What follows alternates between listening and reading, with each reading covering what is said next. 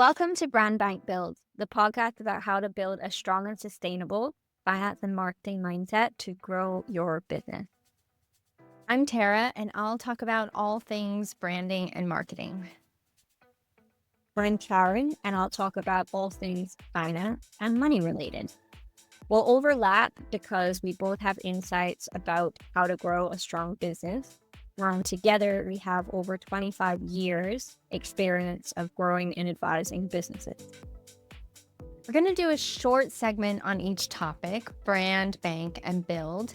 And I'm ready to get into today's episode. I know you are, Terra, but before we do that, I just need to read our disclaimer that the information shared in this podcast is for educational and informational purposes only and should not be considered legal, tax, accounting, or financial advice. Always consult with a qualified professional before making any decisions about your business. Okay, good. We're covered. Let's get into it, Terra. Let's get into it. So, in our last episode, we were talking about building a business during uncertain times. And I was curious about how Karen stays inspired and motivated to work in finance, and how I stay motivated and inspired around marketing in my business when things are crazy or when things aren't crazy and I'm just bored. Like, how do I invigorate that inspiration and keep working when maybe I'm not quite in the mood? So I just kind of wanted to get curious about what inspires Karen, what inspires me, what could inspire you. So that's what we're going to talk about today. Yeah. So from the marketing side, I'll start with brand. And what inspires me kind of on a higher level is, of course, like, I love helping people. And when I started my business, I thought this was easy for everybody to write emails, to write social posts, make videos, make a website. I'm like, oh, yeah, I can do that. That's easy. So I kind of thought everybody could do it. And then I learned that everybody can't do it. And I'm good at this. And people would come to me and literally cry when they get on the phone because they're so relieved that someone is here to take care of this part of their business that is so hard for them. And so that really inspires me, is like, I'm taking care of people. I'm relieving that stress that people have around this marketing thing that feels really big and scary. And like, we talk about being authentic and vulnerable, and that's like, it's kind of hard. It's not something that you ever thought you would have to do when you start a business. So that on a higher level inspires me to be able to help people with something that is stressful for them. And yeah, does that make sense, Karen? It makes sense. And what do you find is like, is there one particular key area that people find more stressful than others in the parts that you help them with? Or is it like the overwhelm of everything combined? It's a good question. So from a personal level, I think it's the overwhelm. But then when I look at how people do marketing and how they could do it better, they're not great at stepping into someone else's shoes. And that is really the key of marketing, is like, what do I want to see as the consumer or whatever? Like, how can I step into someone else's shoes and read this email? And that's so much harder than it sounds. And it's really, really hard for people to do. But when people aren't doing a great job at marketing, it's usually that's the thing they're missing. And that's the thing that I'm good at. Like, that's playful for me. That's fun for me. It's a different kind of creativity where I get to pretend I'm somebody else. And I get this email and I'm like, why would someone write this email? Or you get that email that's like, oh, you get me, you understand me. And like, that's the kind of business that people want to engage with. So yeah, those are the things. And so I guess for our listeners who maybe find it difficult or don't even know how to get into that space, do you have any like fun ways that because you say this really lights you up, right? Your Yeah. ability to like step into somebody else's shoes and see it from their side.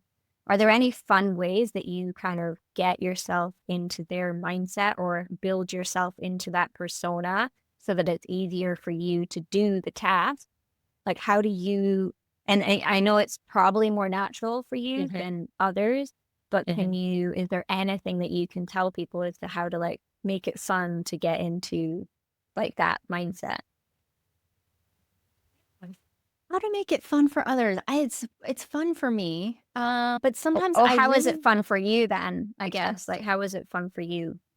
Like, Yeah, what makes it fun?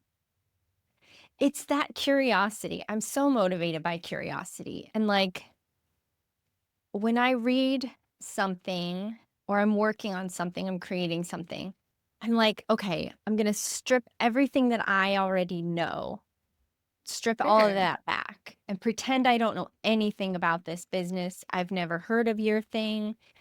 I don't know anything about it." And, like, then I read the email or I look at the website and I'm like, "Okay, do I feel like I know what this is talking about? Do I see myself here?"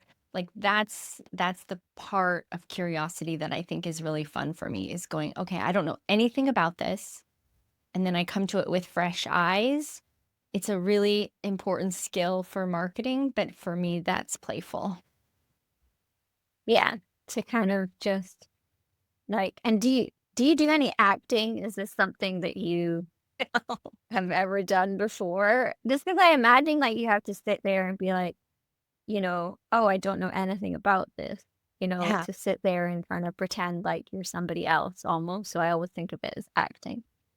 It is like acting, isn't it? And that's why I am really inspired by good actors. And when you see a good actor and you're like, whoa, that is a different person. Okay, so I'm loving Heated Rivalry. Have you watched Heated Rivalry, Karen? No, I haven't. Okay, you need to watch Heated Rivalry. So the first time you'll watch it for the story, and then the second time you'll watch it for the acting. And I swear the actors look like brothers of the characters they play. They don't even look like each other because they so fully embody the character. You need to watch it. Everybody needs to watch Heated Rivalry. But the acting is just absolutely on another level. I've never seen something like it. But yeah, it is that. Like it is pretending to be somebody else and coming to an email or something. And I try to convey this to my clients to teach this way of approaching their marketing because it just makes it so much stronger. If you a lot of times we feel like people know what we're talking about in business. We've talked about this, Karen. This is kind of the episode the essence of the nobody cares episode where like Hmm. nobody has read every single thing you've written. So you have to remind Yeah. them. You can't assume that people Yeah. know about your business. And that, yeah, that's the fun part for me. But like, I had a client send me an email recently that they wanted to send to their list. And I was like, you can't send this. This isn't interesting. This isn't going to strike people's hearts. You're assuming they know already. You're assuming they're interested and excited, and you can't make those assumptions. You have to assume they don't know. They're thinking about other things in their life. You've got to remind them why they're so excited about this thing. And that, yeah, that's always fun for me. But that's one of those examples where it gets a little frustrating. It's kind of hard to keep doing marketing when somebody is telling you to do something that you know isn't right. And you're like, I can't do this. This isn't good marketing. I'm not doing it. So in those moments, I have to like try to shift and like change my approach to stay Hmm. inspired to keep working and not slam my laptop and walk away. So yeah, in those moments, I even have to put myself in their shoes and go, okay, why are they writing the email this way? Why did they make their website this way? Oh, it's probably because they don't know this philosophy of marketing, of putting yourself in someone else's shoes. So now I have to explain this and teach this to them and kind of Yeah. guide them in this philosophy. Yeah. Yeah. I feel you on that one because I have a friend of mine who he actually works in finance and he's continually marketing himself, but some of the stuff he puts out there is almost too complicated for his clients to understand. Yeah. And I listen to it, and again, just because I've been years working in this kind of business where I now understand where my clients get things, I'm like, you need to break it down further, or you need to not assume that these things that you know other people know.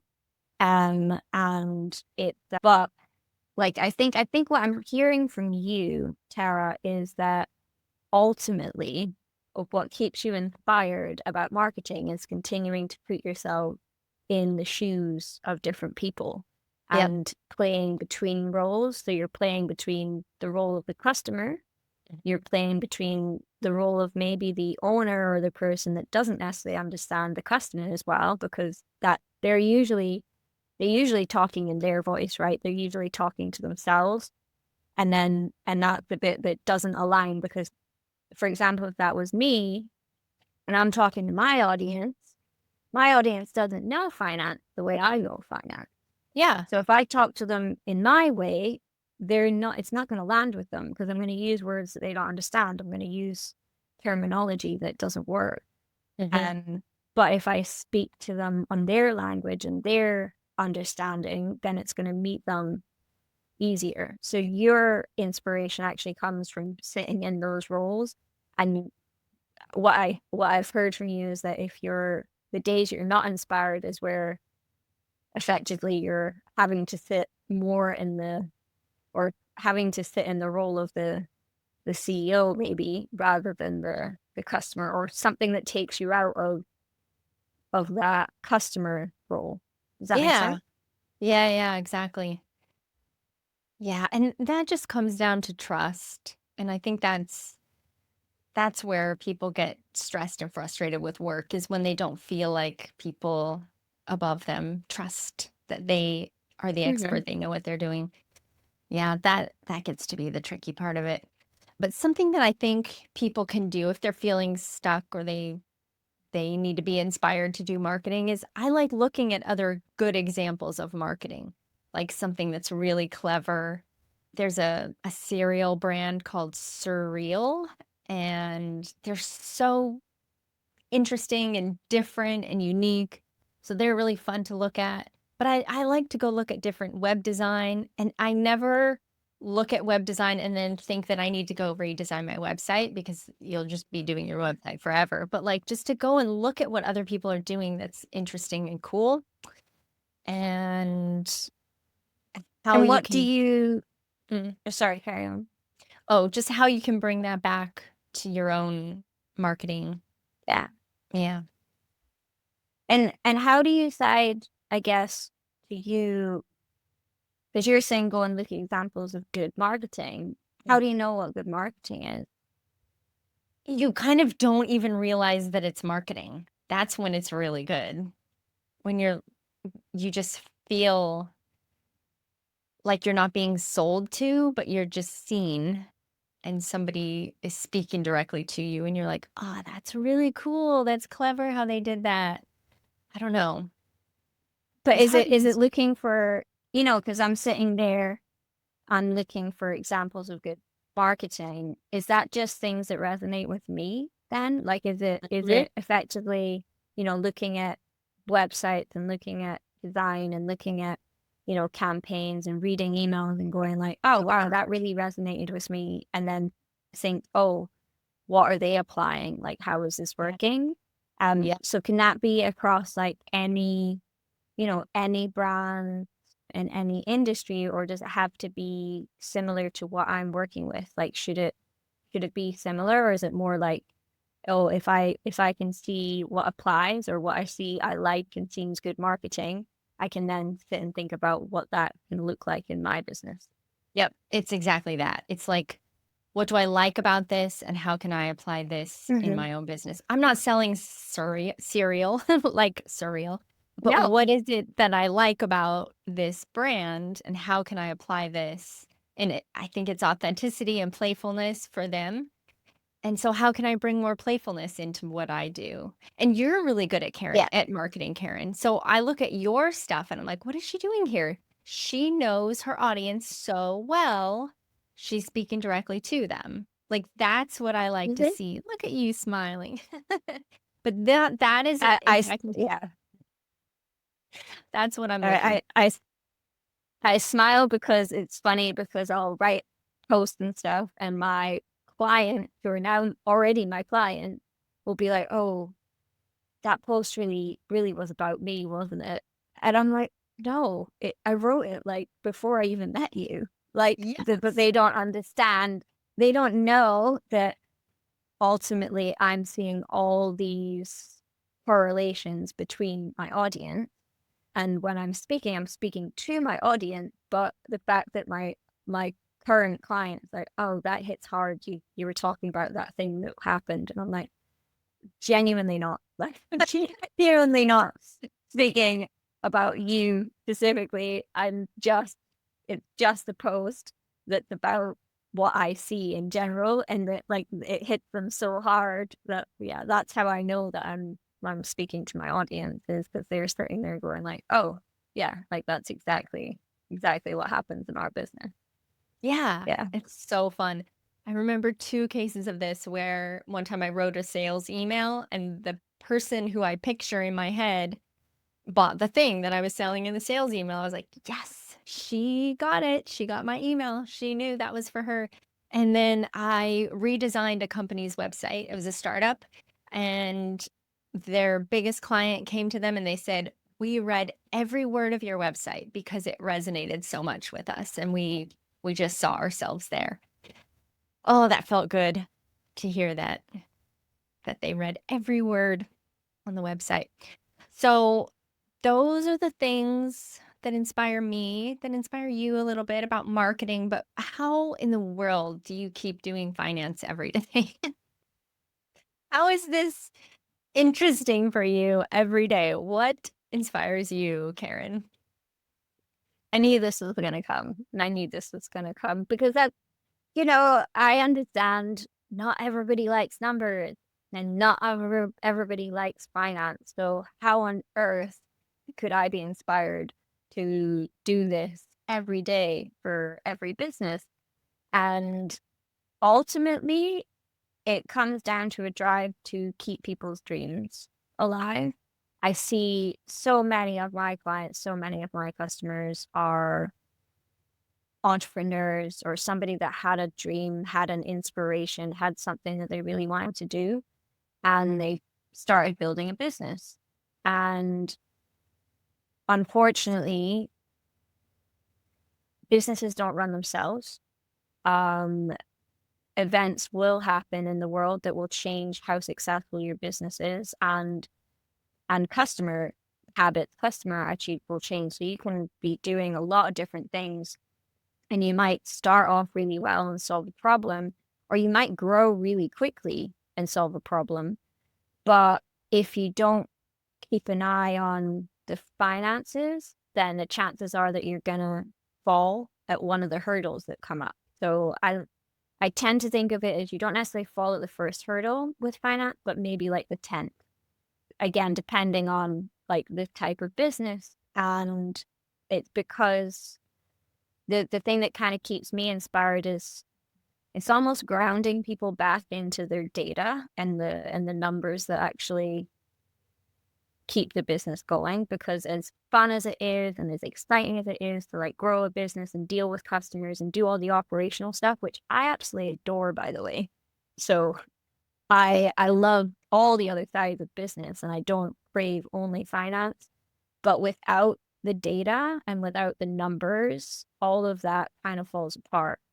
Yeah. And so what keeps me inspired is knowing that if I can ground people back to what's actually going on in their business, I can help them keep that dream alive longer. Because a lot of a lot of companies, especially small startups, all that kind of stuff, they kind of just roll with it. They kind of just shoot from the hip. They go with their instincts, and in the nicest possible way, they just keep going with it. They just make decisions, and it's really respectful because a lot of them do well, and a lot of them continue the business for a while, but ultimately that will only get you so far.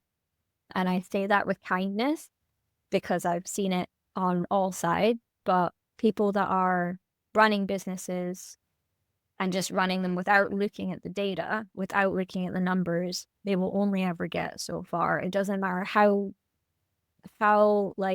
much you've resonated with the customer, how much you're selling, something will trip you up if you don't concentrate on what's happening underneath it all. Like, kind of like you're driving an amazing car, right? You've got like a really, really, really nice car and it's got a guarantee and all this. And like, maybe you're putting good oil in it all the time, but you're never looking under the hood, Yeah. right? You're never checking that the engine is still like working. Yeah. And that the oil that you're putting in it is actually going through the engine or something like that. Like, and so you're just sitting in the car and you continue to drive and you think it'll just keep going and going and going forever because you've got a steady stream of oil coming in, which would be your customers, right?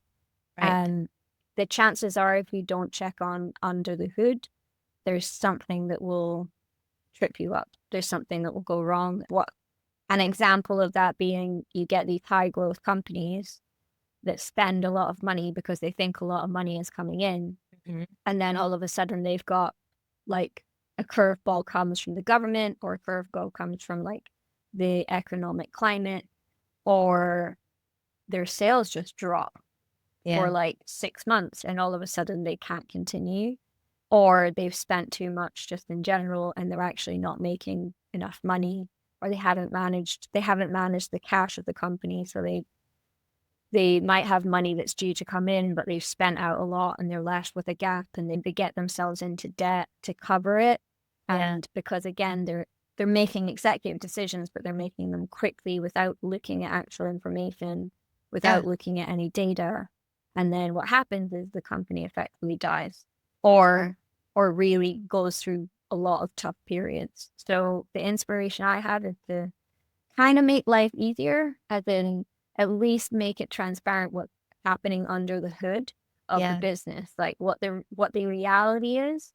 Because when you work as a founder, sometimes you bring on stories about the business, like from the early days. There might be like the first couple of months, the first couple of years, this is how we're doing, this is how we are. And even when that changes, you still think that that's who you are and that's how you're doing. But because you're not looking at the number, you're making very different decisions about a business that is looking very different. So that's kind of, as hard as it is, it's like grounding people back into what's happening in their business and ultimately trying to help them from not falling at some of the hurdles, and they get to keep their dream alive. That's what Yeah. inspires me.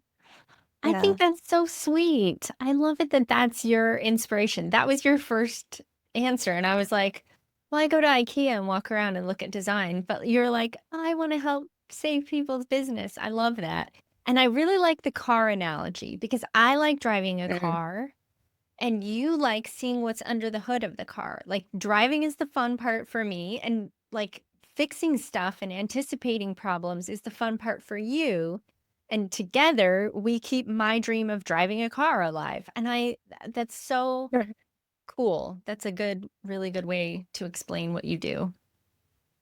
Yeah. And I mean, I think it's hard to explain to someone that's never sat in my seat, Yeah. because I I can look at a business and almost see what's happening under the hood of the car without looking under the hood of the car. Kind of like a Yeah. mechanic can look at a car and, oh, kind of like a mechanic can listen to a car Yes. and they know what's wrong with it, but Yeah. they haven't looked at it. It's the same way as when a CEO talks to me about their company and I haven't looked at the numbers, I will be able to like anticipate what I'm going to have to look at when I look at the numbers, because I just like, because the problems that they're having are so sort of almost obvious to me. But Yeah. that's, so it's not even, it's really like, it's a geeky way of like looking for the looking for the problem in the numbers, like looking at the numbers that tell me what I probably already know. And this is the thing, like what a lot of companies, a lot of company owners might have a sneaky inclination, or they might feel it themselves, but they don't have the evidence. Kind of like you're driving the car and you hear a bit of a noise and you keep driving. You're like, oh, I'm sure it's fine. But you hear the noise. So the noise there and you're Yeah. not completely switched off to it is the same as a CEO running business, like something doesn't feel right in that area. Something doesn't feel right in that area. But you don't know engines. Yeah. You don't know the numbers. So Right. you just keep driving. You just keep driving until you have someone like me who's an engineer, or like a car engineer, Yeah. turns around and is like, that don't sound right, bro. Like, Yeah, you exactly. know, that your cash flows off. Like, Right. you know, just that, or like, whatever. Again, I'm really bad with car term, so I don't have anything further to add to that analogy. Yeah. But like, oh, your carburetor, it's your carburetor, or it's your battery, or it's your, I don't know what these things Yeah. are. I'm But you really can bad with see it. cars. But yeah. You see it right away and you're like, oh, this quick little fix, this little change in your operations or in whatever pricing Yeah. is going to make all the difference and get that car back on the road. Like, that's so cool Yeah. because the business Yeah. owner And doesn't automatically see that. And that's not their job. They have other jobs.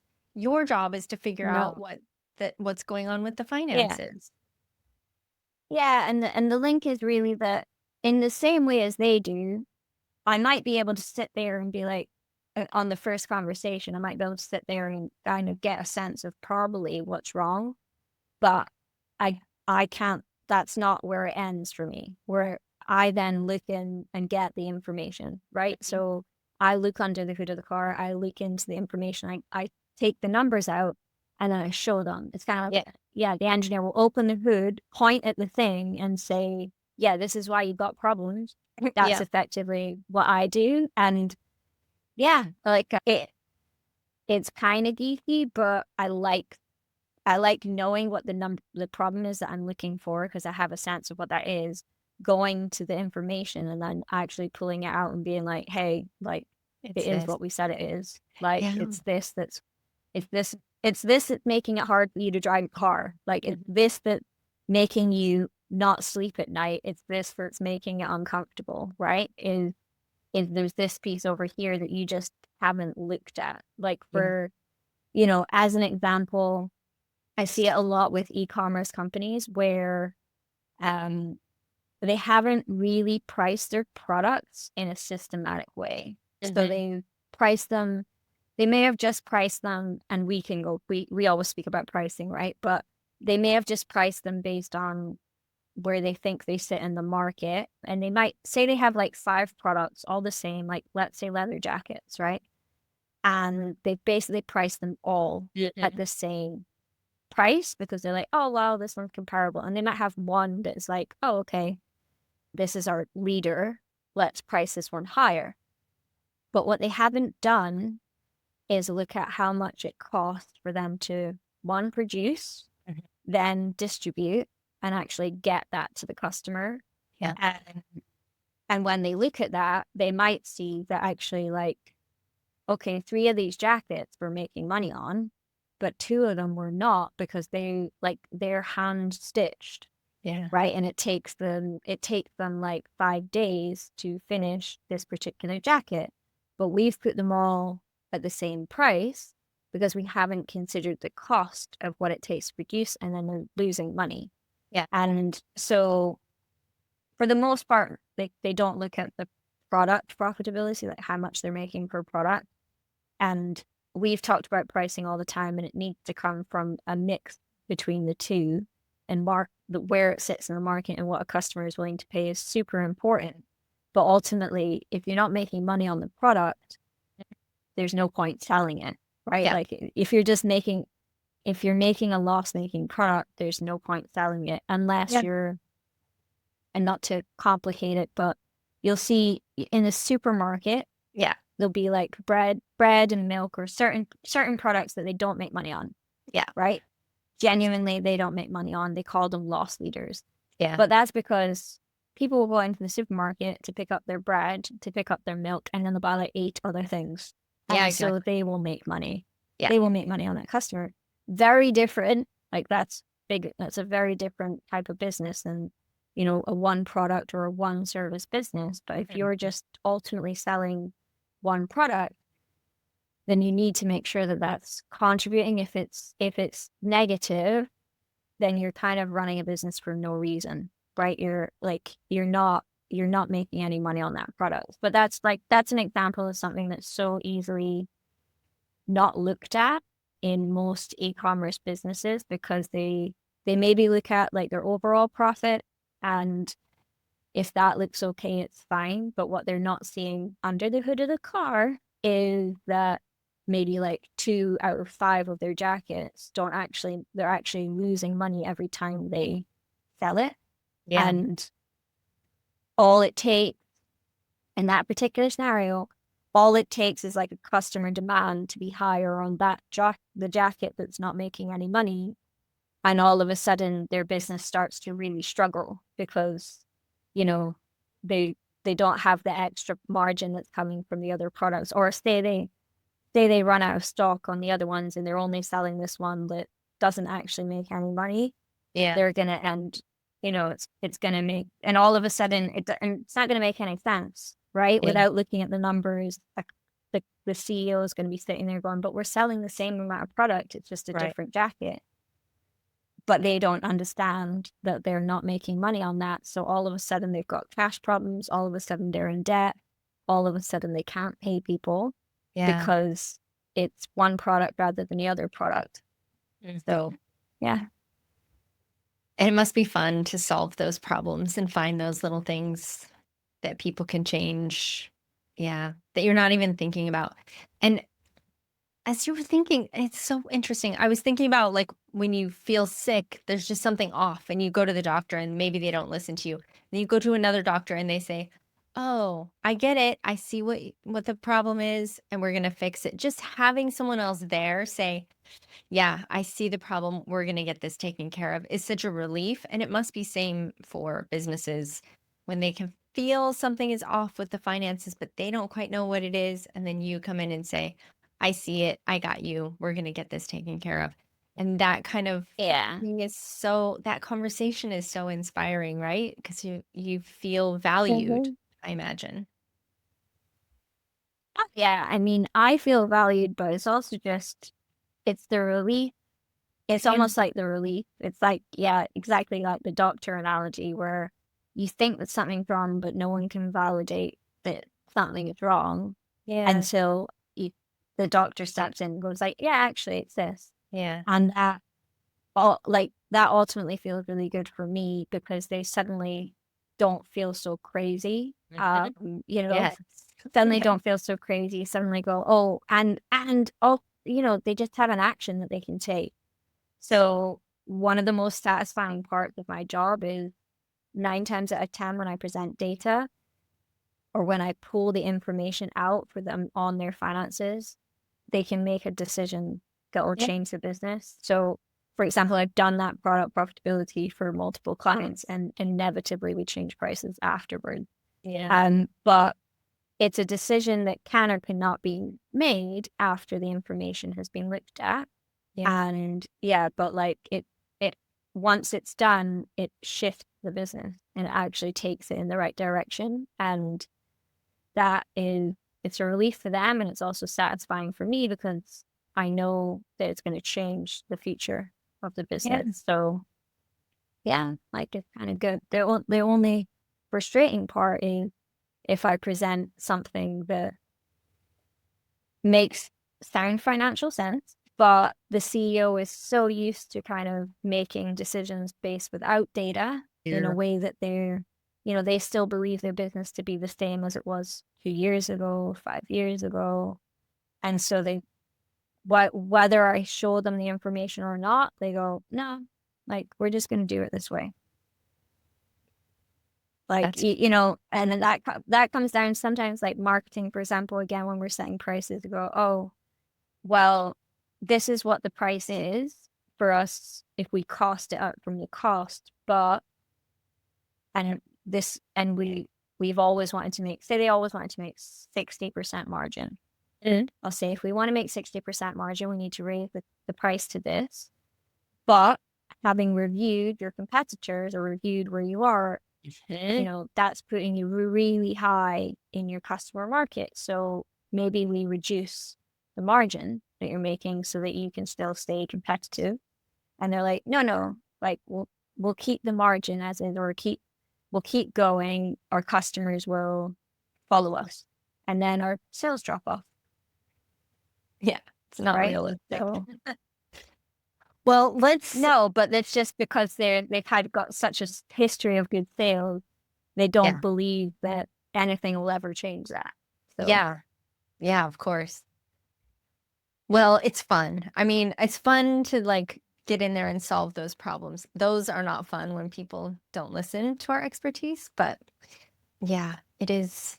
I don't know. I find it inspiring to solve problems and help keep people in business. And so let's talk about our build takeaway. We've covered brand and bank. And we talked a lot about money, right? That is an incentive to be in business. That is inspiring us. We need money to survive. But I think a lot of us are inspired by solving a problem like you are, helping people support the dream. I think for a lot of our clients, they are inspired by thinking about their customer and giving them something cool, whether it's a product or a service. What tips do you have, Karen, for people in business to find inspiration on those days when they're just not feeling it? My major tip for the days where you're just not feeling it is, I'm going to go into my yogi self here, but is to maybe sit for a minute in silence and have a few deep breaths and try and figure out where that's coming from. Are you hungry? Are you tired? Have you been working too much? Have you not taken care of yourself today? Have you not gone out for a walk? Because sometimes it's more than just frustration with the business or not feeling inspired. Sometimes it's your energy level that you're bringing into it. So have you done all the things to take care of yourself? But then, the second thing is, on the days where inspiration is lacking, what's the one simple thing you can do today that's like a simple task that's going to make you feel like you've done something? And the second, what's the one thing you can do today that makes you feel like that's gonna move the business forward? Yeah. So, whether that's reaching out to a new client, following up on something, changing a link, or posting one more thing on social, whichever it is in that day, what's like, bring yourself back to what your ultimate goal is for that year or week or month, and say, what can I do that's just going to shift the dial today?